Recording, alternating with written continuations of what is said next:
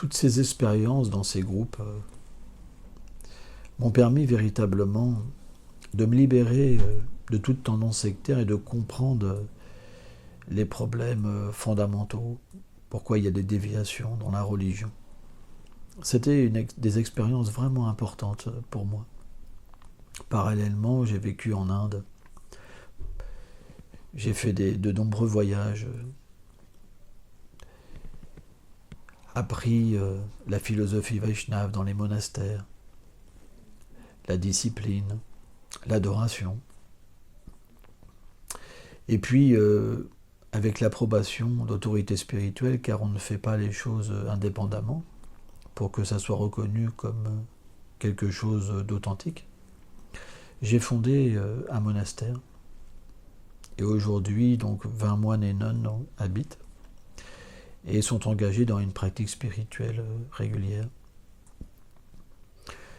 Il faut savoir que ça m'a amené à rencontrer beaucoup de personnes et à devenir un guide spirituel, à écrire des livres, des commentaires sur la Bhagavad Gita, sur le Srimad Bhagavatam par exemple.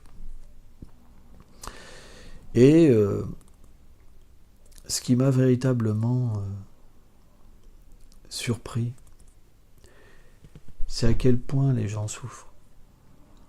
Moi, je pensais que par rapport à ma jeunesse et la difficulté de pouvoir changer, que j'avais traversé des choses extrêmement difficiles. C'est vrai. Je l'avoue, on a des rechutes. Alors c'est pas la même violence, c'est pas le même langage. Mais je sais que j'ai passé des nuits à pleurer parce que je désirais être une bonne personne. Et c'est difficile de changer. La bataille intérieure, se battre contre nos ennemis intérieurs comme la colère, l'avidité, la concupiscence, l'envie, c'est une bataille extrêmement difficile. Je pense la plus dure. J'ai frappé sur beaucoup de gens. Mais retenir ces paroles, retenir ces coups, c'est beaucoup plus difficile. Et surtout, aimer les gens qui nous en veulent, les gens qui nous font du mal, c'est encore plus dur. Quand on peut arriver à faire cela, alors on devient véritablement une personne très forte. Parce que dans toutes les situations, on peut être gagnant. Parce qu'on gagne un bien absolu, c'est la paix, l'amour. Et on devient véritablement une source d'inspiration pour les êtres. Et c'est vrai que beaucoup de gens viennent me voir pour la vie spirituelle, pour des conseils, pour un accompagnement. Et je suis une personne très dédiée aux autres. C'est ma vie, quoi. Je veux respirer, je veux marcher, je veux regarder, toucher, pour simplement apprendre à être un meilleur instrument pour aider les autres. Je passe ma vie pour ça. Du matin à 3 heures du matin, alors que je me lève, jusqu'au soir où je me couche, je ne fais que ça.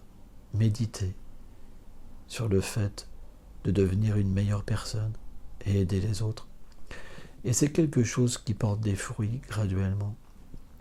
Et j'ai pu me libérer de cette haine. Et aujourd'hui, elle ne revient plus. Alors c'est vrai qu'on fait des erreurs. On est obligé d'en commettre. Et c'est malheureux parce que si j'aurais pu revenir en arrière sur certaines choses, j'aurais pu véritablement agir autrement. Mais qu'est-ce qu'on peut faire? Nos erreurs sont comme des maîtres. C'est parce qu'on les fait qu'on arrive à reconnaître que c'est quelque chose qui est mauvais. Et on change de plus en plus. Donc, gérer une communauté, moi ça fait maintenant, depuis 1996 que j'accompagne des personnes, hein, donc ça fait un petit moment. Et bien gérer une communauté et faire s'épanouir des êtres, il faut s'y donner complètement. Il faut s'immerger complètement. Et se dépouiller de soi-même. Et c'est une vie, alors que tout le monde ne peut pas forcément faire, mais qui pour moi est véritablement merveilleuse. C'est vraiment l'essence de ma vie, le but de ma vie. Si je pouvais aider plus de gens, si je pouvais rendre les gens de plus en plus heureux, alors pour moi ça serait le véritable bonheur. J'ai pas d'autre inspiration. Et toutes mes activités vont dans ce sens. Alors c'est vrai que lorsque je m'en suis sorti, que la paix est venue en moi, lorsque je repensais à toutes ces choses que j'avais fait de mal, c'était une grande souffrance. C'est comme étendre un linge blanc et mettre une goutte d'encre noire. Donc j'ai eu ce désir vraiment de me repentir, de demander pardon. Je m'étais quelque part coupé un peu du monde pendant pas mal d'années. J'aurais pas réussi à m'en sortir. Et puis voilà, je voulais de nouveau m'exprimer. Et c'est vrai que pendant toutes ces années, j'ai eu aucun contact avec le milieu rock'n'roll, marginal, toi. Je savais pas qu'est-ce qui s'était passé. J'étais au courant de rien. Et donc je me suis dit, bah écoute, je vais me connecter, écrire un petit site, un petit blog, et puis je l'ai appelé Skinhead Repenti, puis j'ai commencé à écrire.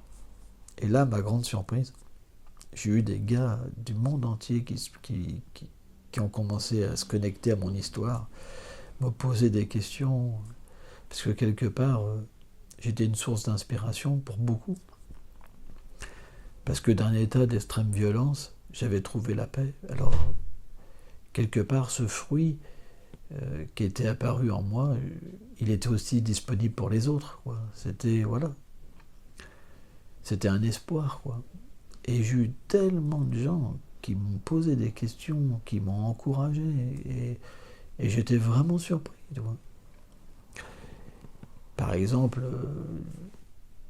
une fois, bon, d'habitude, j'éteins le téléphone parce que je me lève à 3 heures du matin, toi, pour méditer.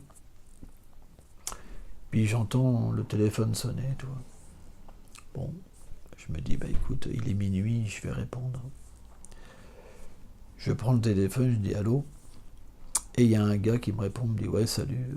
Puis c'était lourd l'ambiance, toi, vraiment lourd. Je lui dis voilà, qu'est-ce que je peux faire pour toi, dis-moi. Et voilà, moi aussi je suis skinhead, tout ça, mais ça va pas, j'en ai marre, quoi, voilà.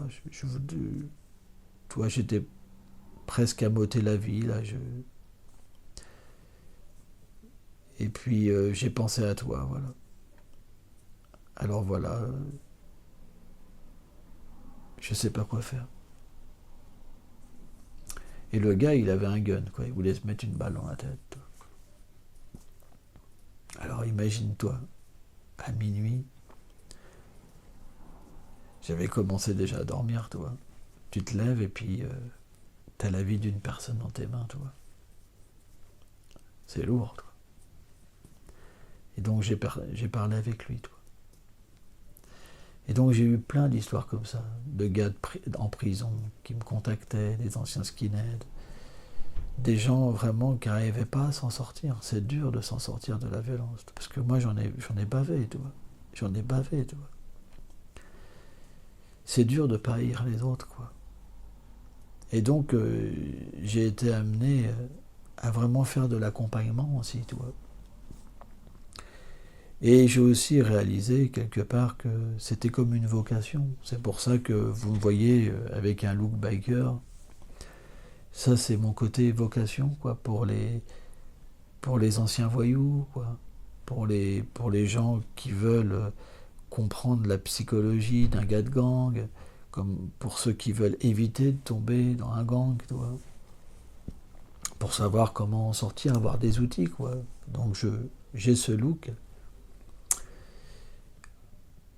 Et puis j'ai aussi cette tenue vestimentaire de moine, où j'aide des gens sur la base quelque part plus d'une religion. On va dire quand je suis biker, c'est quelque chose complètement neutre.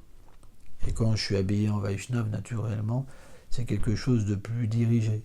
Mais bon, à la fois, je suis toujours dans un accompagnement quelque part neutre, parce que j'aime pas le sectarisme, j'aime pas forcer les gens, j'aime la liberté, j'aime pouvoir aider les gens à progresser par rapport à ce qu'ils sont. C'est ça l'idée.